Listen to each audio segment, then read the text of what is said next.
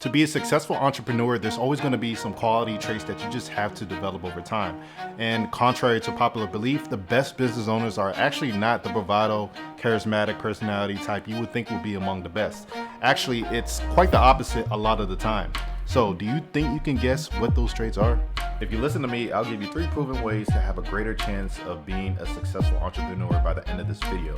These traits are guaranteed to give you results. You don't have to pay for a class to learn them, and they've been shown through surveys of thousands and thousands of people that these traits are effective. These 3 traits will only work if you work. You will get the results if you apply them over and over again. If that will be a good use of your time, let's begin.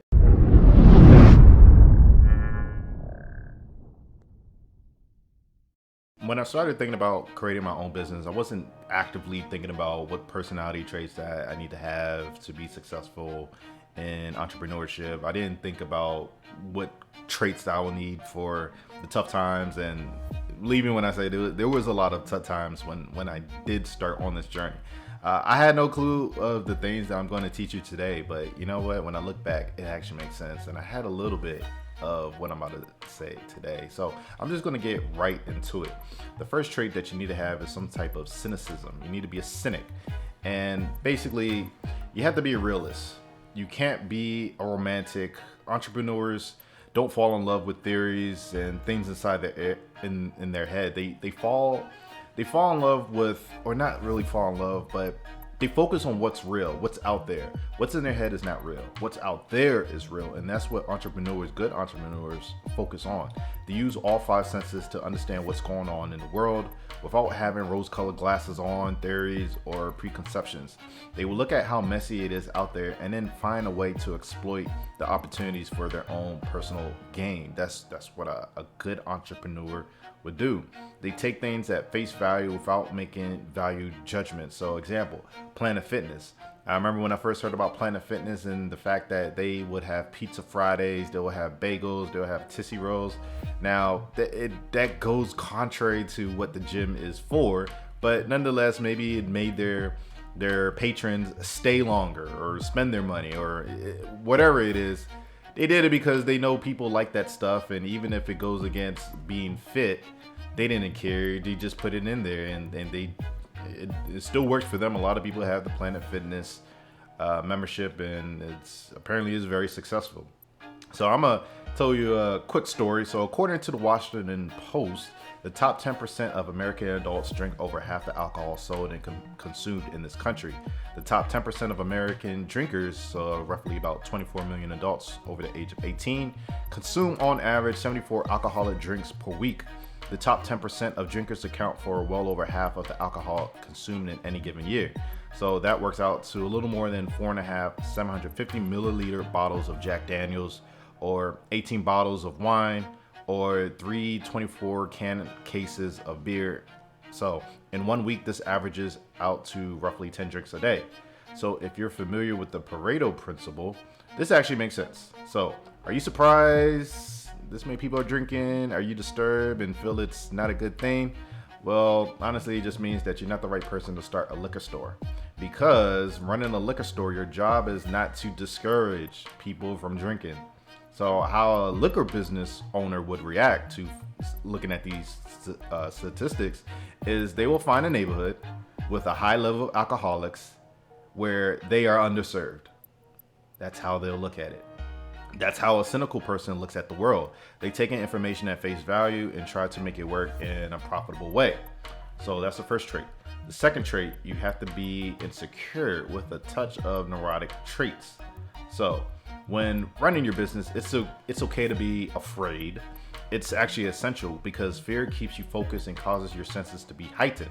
So give you an example. Think about when it's that time of year when we have to do the stupid daylight savings time and the days seem a lot more shorter. So, when you're going to a store, walking around, and it'll be like 6:30 and it's like pitch black, and you're walking out and you're going to your car or something like that from a store.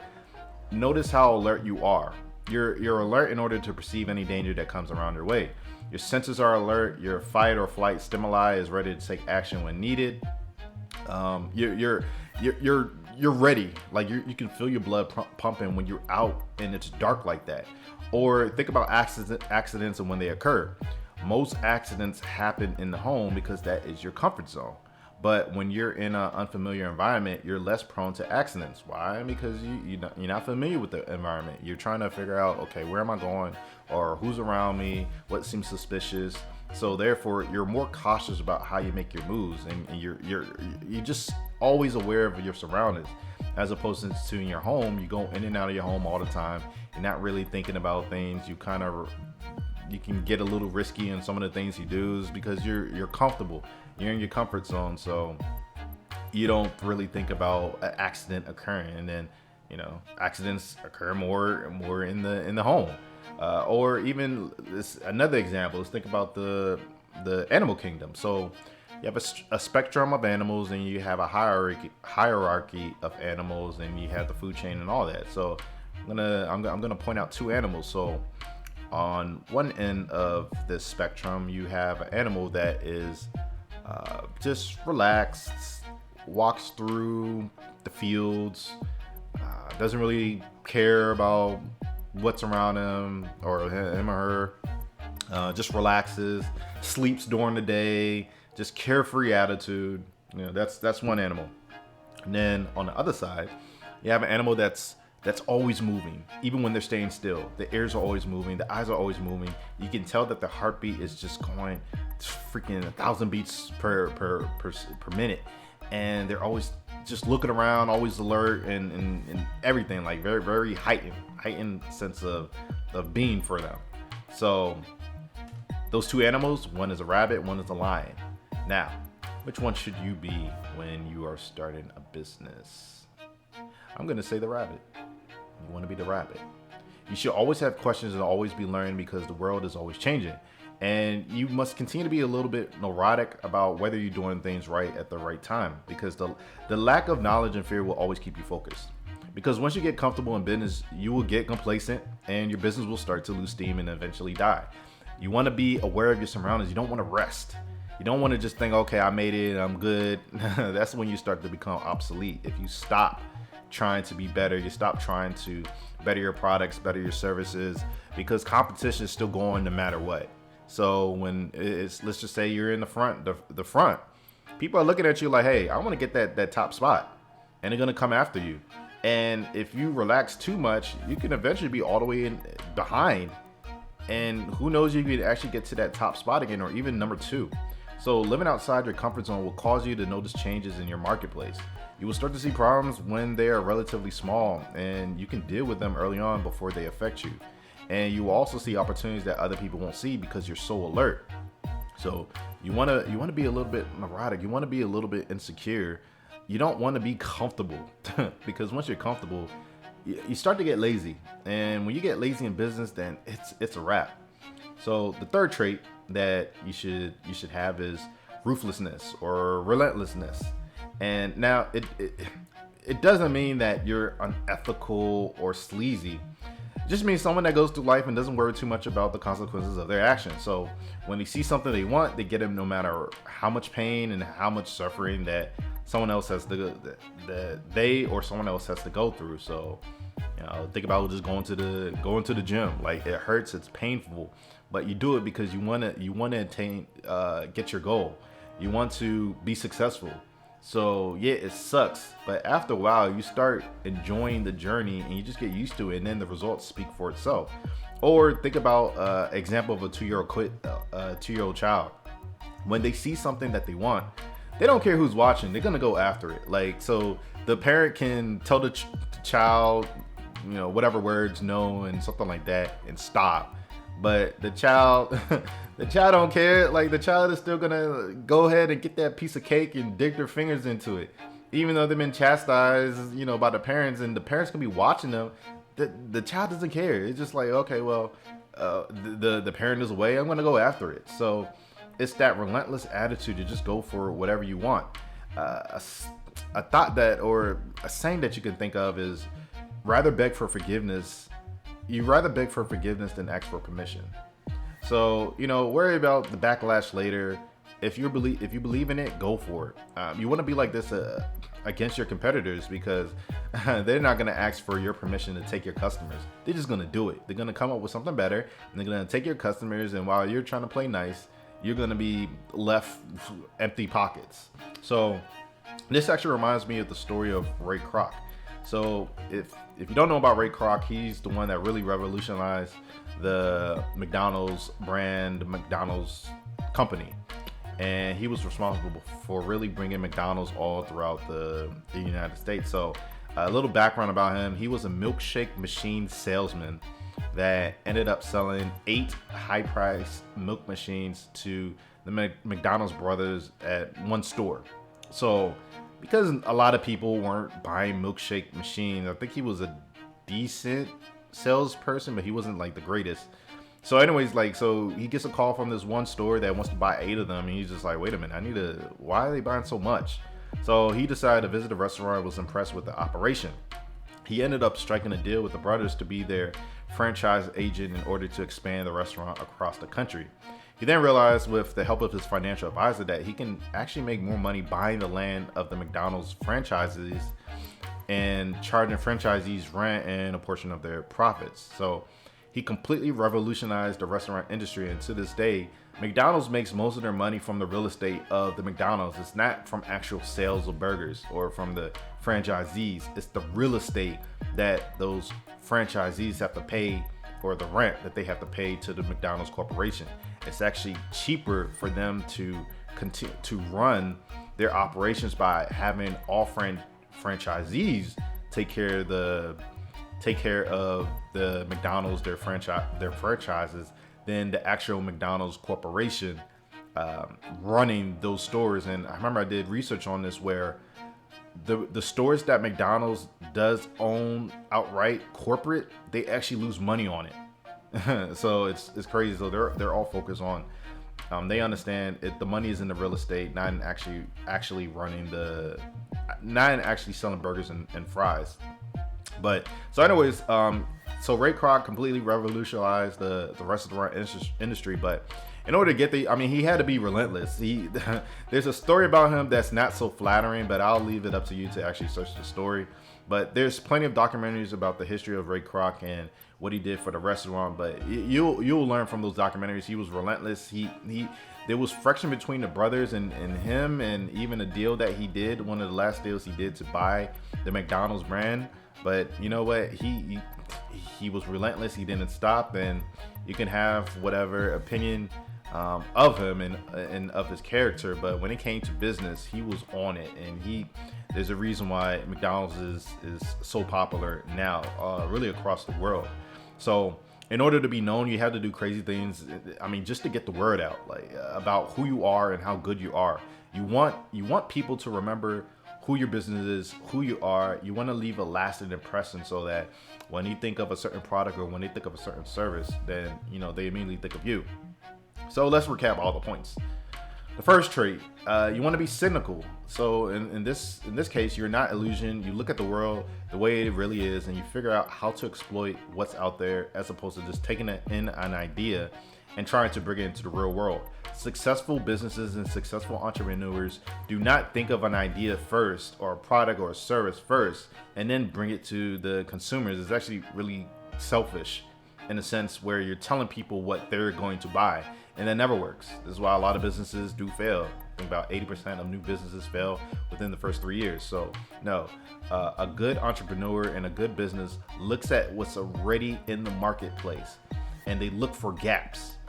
Once they see those gaps, they exploit it for their own personal gain. So they're servicing the market for what is already wanted, what's desired. That's what they do. They're focusing on what's desired already in the market, so that they don't have to create it. They don't have to force people to buy what's already there. So the second one talked about being insecure, a little bit neurotic. This is what keeps you focused. You are never sure if you're getting things right, so you're just going to keep on working to stay disciplined. This is what makes you successful. You just don't stop. You don't rest. You don't say, okay, I know everything that I need to. Only a foolish person will say, I don't need to learn anymore. I don't need to learn from any other places. I don't need to keep my mind in tune with what the market is doing. We're already successful. The company, made money and we're good. Only a fool say that because they won't be in business for long. So you don't want to have that mindset.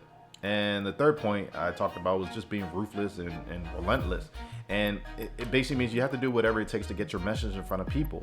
Whatever mistakes and errors that happen, you could clean up later and just ask for forgiveness later. But the goal is to go for gold no matter what. There is no second prize. You're going to have to put yourself out there, take risks, and just, if you believe in it, you have to go for it. You can't stop. You can't worry about how other people perceive you to be. You can't worry about the critics that are just going to talk about you, say, oh, why are you doing this? And no, if you believe in something, you see the market needs it or has a want for, a strong desire for it, then you service it. It's your duty to service it because you came up with it, and then you got to protect it, and you got to protect that idea. So if you think you need to develop these traits yourself and you don't know how to get started, I'm going to give you some tips, some action steps that you can possibly try. So the first one, research all there is to know about the industry you are wanting to start a business in. So one way to do this is just go to Google, type the business industry and a relevant keyword. So example will be the automotive industry, and hit search. Then right click to open a new tab for all relevant page titles that do show up. So do this for about 10 pages back.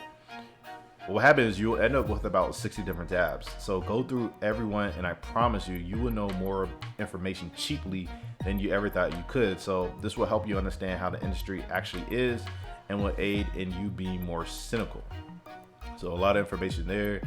Make sure to actually get, you don't want just all old information. There's a way you can type in in the search results, you can tell Google, hey, I want articles that are coming from this year and in the past 10 years or 5 years or something like that. So you can kind of decipher what type of information you want, but you want to see as much information as possible to truly understand what's going on. The second tip I'll give you is you want to listen to as many interviews as you can.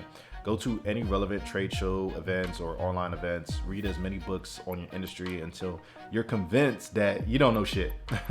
And this will just keep you from being complacent. One of Joseph Schumpeter's best known observation was that successful businesses stand on ground that is crumbling beneath their feet.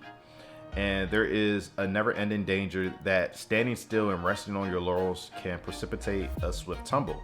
So, because if you stand still and get comfortable, your rivals can draw on the available stock of knowledge and technology to catch up with you or other leaders in the industry. So, to stay ahead, front runners must keep inventing new things. This means that capitalism is inherently unforgiving. Today's leader is tomorrow's failure.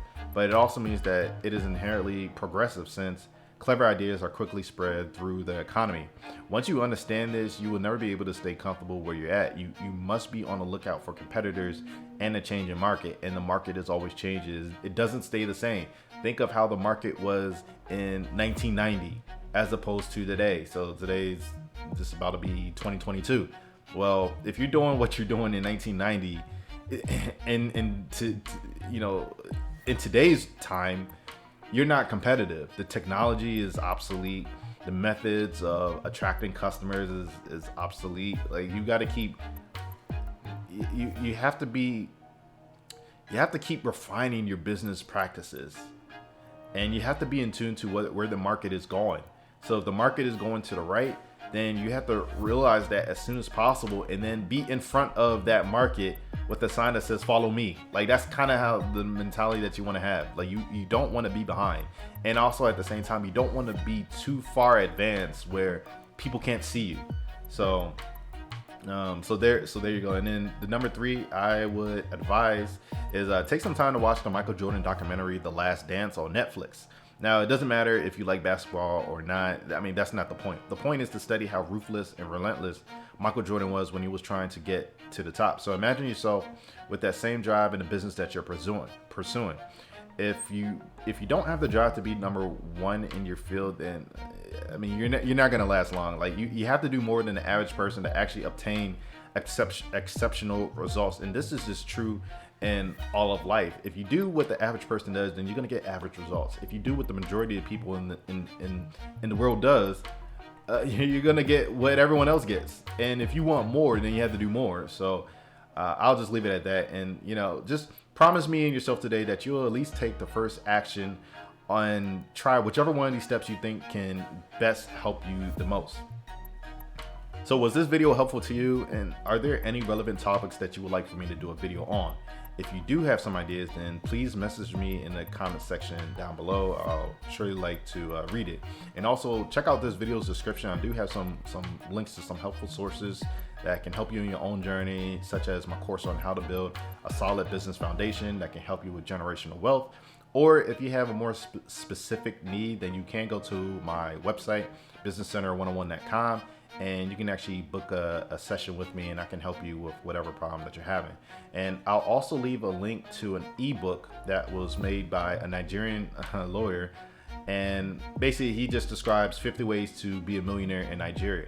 Now, you can really use these tips anywhere in Africa if you want to, but what I like about it is there are actual case studies. He does case studies on these ideas, and also SWOT analysis on some of these business ideas. So it's there for you. It's completely free. Just click on the link, and then you'll get what you need to get.